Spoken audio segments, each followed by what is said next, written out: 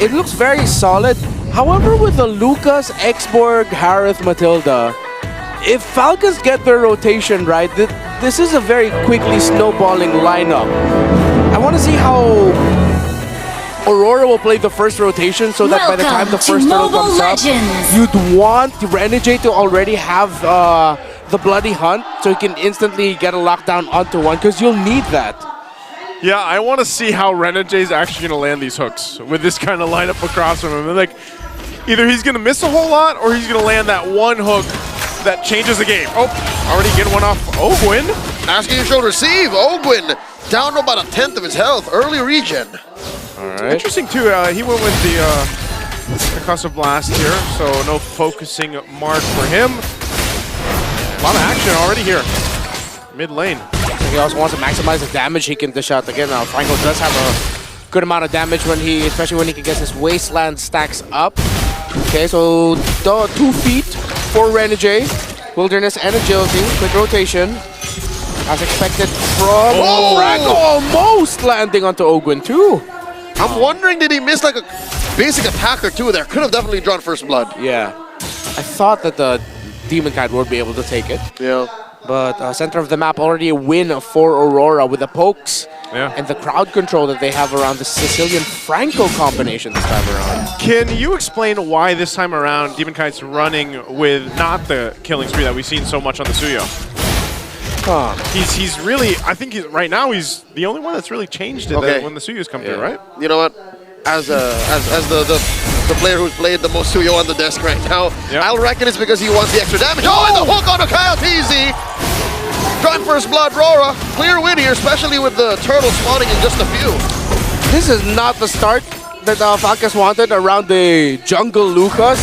And yeah, if things get out of hand by the second turtle, it's good to call it game at that point. Let's see how Falcons will try to balance things out so that Calteezy gets a little bit more farm and he doesn't fall back way too behind. Oh, good check on the purple buff there with a Spear of Destruction actually by Dominic Kite. They're over there. Look where Renegade is too. Like with the rapid boots that he's got plus the double speed emblems, he's fast. He can move where he needs to. He's going to get spotted out though.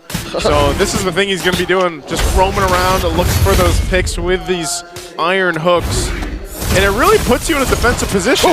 Oh, what? Still caught and forcing the Purify from Super Marco. Get the iron hook into the Bloody Hunt. How'd that happen? It looked like at the very end of the animation, Super Marco might have re-dashed back into the hook.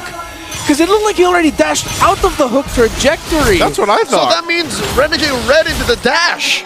No, he already threw it. It was avoided by Marco, but there was still a little bit of animation left. Marco dashed into it, and it still caught him. So was that a read or a delayed animation? Who's great here? The flicker! The Dennis welcome into the wall! Ogwin falls! Man, what a move. It's slightly okay. It's slightly okay.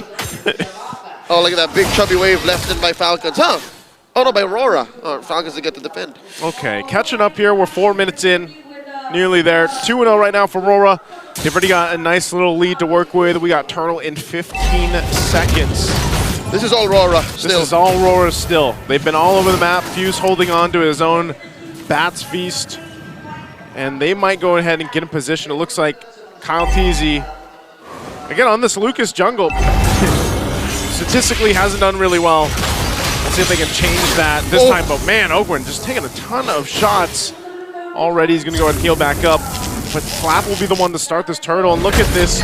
So the cutting up top that Domenkai's handling. Oh, they're going to go for it. Flap Easy going to get his Pyraga armor popped after last sanity forced out by Aurora. And all that space used by Falcons to steal away a turtle at the price of Ogwin's life. Okay, now they lose their roamer, but they do get the turtle. Oh, good sidestep there by Flap Easy. Good aggressive play by Falcons to somehow try to balance things out as things have just not gone their way. Got one of the turtles. Let's see if they'll be in a healthier position to really heavily contest and fight for the third one. Yeah, much better if they can. A lot of times, you're always going to be holding your breath to see where Renegade goes with the hook. But right now, too, some of the first items being locked in on both sides. Whoa. Hold up. Lane? DK gets pushed in by 4.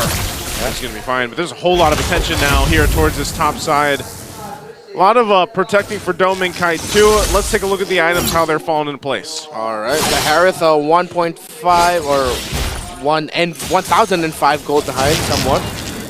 Against the Moskov, no full build just yet, still going into the Starlium while there's already a Corrosion Scythe for the Moskov. UA just full built the Glowing Wand as well. Whoop. Aim for few. Sanguine Claws compromising Flap here with the Dennis Welcome catching him. Aurora will not force the issue. Yeah, good thing Xborg has that mechanic where when his armor breaks, he's untargetable during a roll. And that was able to help him escape alongside the Ogwen being there as well, who just built up a Flask of the Oasis. So despite the bad start for Falcons, relatively healthy position, so the next turtle might actually be contestable for them. Yeah. But the map is not looking good in their side, that they need to manage waves before they fight. Whoop. That is the Missile Expert pushing Falcons into a fight that they're not ready for. I didn't see her come in. I didn't either. All right, back to the game. 6.5 minutes in, it's 3-0 right now. RORA, 2,500 gold up. Taking us a bit to get through this game, but this is now the last turtle, and just looks like Team Falcons might be able to take it. Renegade gives information. How is Falcons able to do this? They're down by a significant amount. They've been losing fights, but they're still first to the turtle. Demon Kite's gonna be here. Yeah, Demon Kite's there. They find Flaps. He's got enough armor, though. They set up that front line for this. They're gonna have to go for it, and it looks like, yeah, it's gonna go to Kyle Teasy. So last turtle of the game goes to Team Falcons. Whoa. Look at Dome and Kite, though. It looks like RORA is tactically backing off. All this while to give space to Dominic. You're right, Joseph. He was working down bot and no one home for SOD. Okay, on the left. Oh, They picked a fight though. Look at this. Renegade gets pummeled.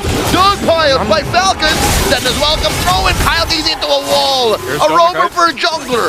Great trade for Aurora. and because Aurora has the Barrels, they can continue being aggressive here. So they have a very tanky frontliner who can hold the line here. While, as expected, the Lucas jungle is suffering in this matchup. Yeah, it definitely is.